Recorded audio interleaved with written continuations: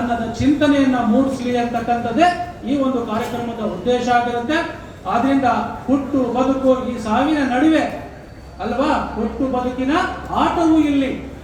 ಹುಟ್ಟು ಬದುಕಿನ ಆಟದಲ್ಲಿ ಸಾವಿರಾರು ಜನಗಳು ಬಂದು ಹೋಗ್ತೀವಿ ಅಲ್ವಾ. ಹುಟ್ಟು ಬದುಕಿನ ಆಟವೂ ಇಲ್ಲಿ. ಆ ಆಟದ ನಡುವೆ ನಾವೆಲ್ಲ ಹೇಗಿರ್ತೀವಿ ಅಂತಕ್ಕಂಥದ್ದನ್ನು ನಾವೆಲ್ಲ ಕಲ್ತ್ಕೋಬೇಕು. ಹಿಂದೆ ಬೆಂಗಳೂರು ಎಷ್ಟು ಚೆನ್ನಾಗಿತ್ತು, ಧಾರಾನಗರಿ ತರ ಇತ್ತು.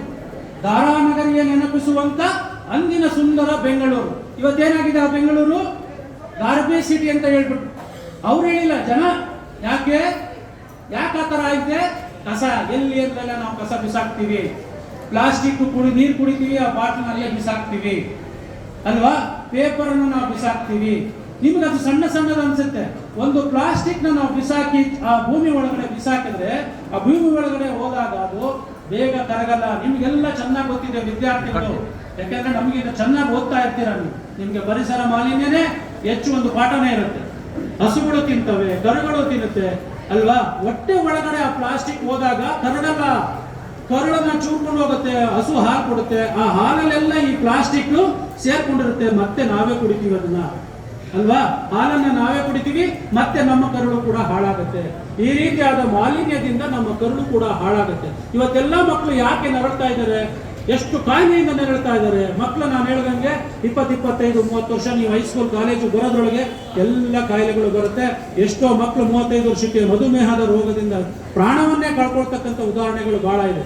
ಇದಕ್ಕೆಲ್ಲ ನಾವು ಒಂದು ಒತ್ತಡಯುಕ್ತ ಜೀವನ ಇರ್ಬೋದು, ಜೊತೆಯಲ್ಲಿ ನಮ್ಮ ಪರಿಸರವನ್ನು ನಾವು ಸರಿಯಾಗಿ ಇಟ್ಕೊಳ್ದಲೇ ಇರ್ತಕ್ಕಂಥದ್ದು ಕಾರಣ ಆಗುತ್ತೆ. ಮಕ್ಕಳಿಗೆ ಇವತ್ತು ನಮ್ಮ ಗೋಪಾಲ್ ಕೃಷ್ಣ ಸಾಹೇಬರು ನಿಮಗೆಲ್ಲ ಏನೇನು ಮಾಲಿನ್ಯದಿಂದ ಉಂಟಾಗುತ್ತೆ ಎಲ್ಲ ಹೇಳಿದ್ದಾರೆ. ಹಾಗೆ ನಿಮಗೆ ಪಾಂಪ್ಲೆಟ್ಸ್ಗಳನ್ನ ಕೆಲವೆಲ್ಲ ಕೊಡ್ತಾರೆ ನಮ್ಮ ಇಲಾಖೆಯಿಂದ ಮಾಡಿರ್ತಕ್ಕಂಥದ್ದು. ಓದಿ ತಿಳ್ಕೊಳ್ಳಿ.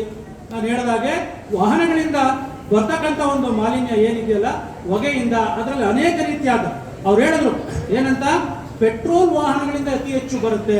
ಪೆಟ್ರೋಲ್ ವಾಹನ ಕಣ್ಣಿಗೆ ಹೊಗೆ ಬರೋದು ಕಾಣಲ್ಲ ಅಲ್ವಾ. ಕಾರ್ಬನ್ ಮೊನಾಕ್ಸೈಡ್ ಅದರಲ್ಲಿ ಇರುತ್ತೆ, ಅದು ನಿಮ್ಮ ಕಣ್ಣುಗಳನ್ನೇ ಹಾಳು ಮಾಡುತ್ತೆ.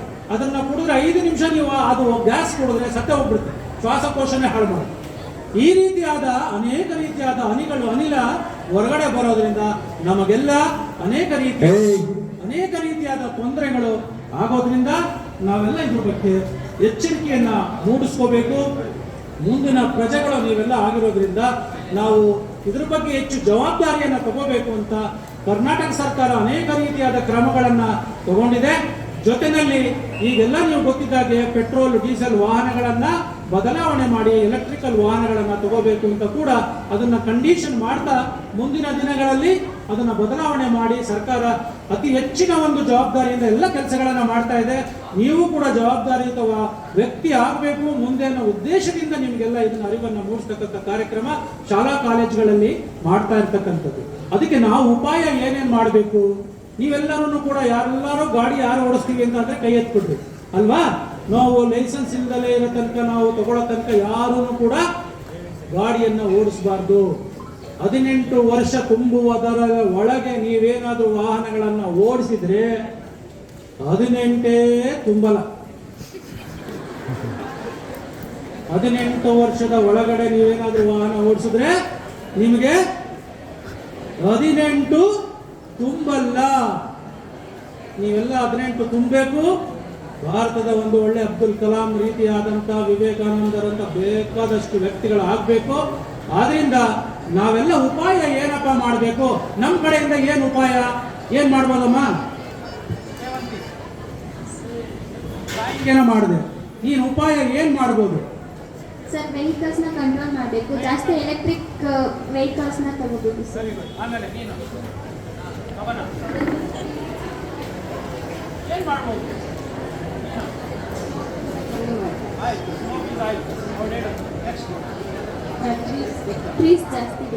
ಜಾಸ್ತಿ ಸರ್, ಮನೆಯಲ್ಲಿ ಜಾಸ್ತಿ ವೆಹಿಕಲ್ಸ್ ಇರ್ತದೆ. ಅದ್ರ ಬದಲು ಗೌರ್ಮೆಂಟ್ ಬಸ್ ಇರುತ್ತಲ್ಲ, ಮನೆಗೊಂದು ಗಾಡಿ ಇಟ್ಕೊಂಡು ಮಿಕ್ಕವರೆಲ್ಲ ಗೌರ್ಮೆಂಟ್ ಬಸ್ಸಲ್ಲಿ ಓಡಾಡ್ಬೋದು. ಆ ಥರ ಮಾಡ್ಬೋದು. ನಮಗೆ ಗೊತ್ತಿರುತ್ತೆ, ಸಣ್ಣ ಸಣ್ಣ ನೋಡಿ ಇಲ್ಲಿಂದ ಇಲ್ಲಿಗೆ ಬರೋವರೆಗೆ ನಡ್ಕೊಂಡು ಹೋಗ್ಬೋದು ಹೇಳಿದಾಗೆ, ಆದ್ರೂ ಕೂಡ 2 ವೀಲರ್ ತಗೊಂಡು ಹೋಗ್ತೀವಿ ಅಲ್ವಾ.